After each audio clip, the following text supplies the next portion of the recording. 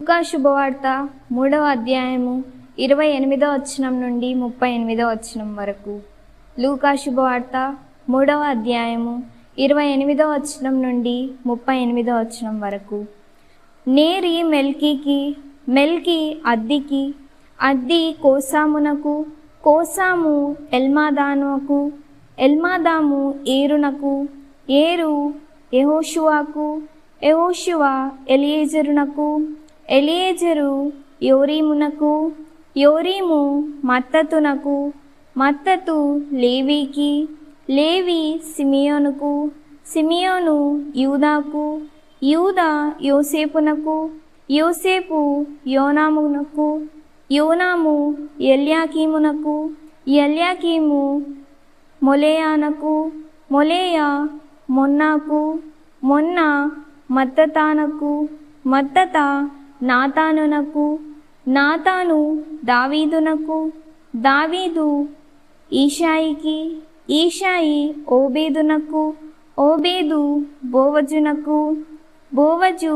షల్మానునకు, షల్మాను నయసోనునకు, నయసోను అమినాదాబునకు, అమినాదాబు ఆరామునకు, ఆరాము ఎస్రోమునకు, ఎస్రోము పెరెసునకు, Peres యూదాకు, యూదా యాకోబునకు, యాకోబు ఈసాకునకు, ఈసాకు అబ్రహామునకు, అబ్రహాము తేరాకు, తేరా నోవాహునకు, నోవాహు సెరూగునకు, సెరూగు రయ్యునకు, రయ్యు పెలేగునకు, పెలేగు హెబేరునకు, Heber షేలేనకు, షేలే కేయినానునకు, కేయినాను అర్పక్షదునకు, అర్పక్షదు షేమునకు, షేము నోవాకు, Noah లెమేకునకు, లెమేకు మెతూషేలునకు,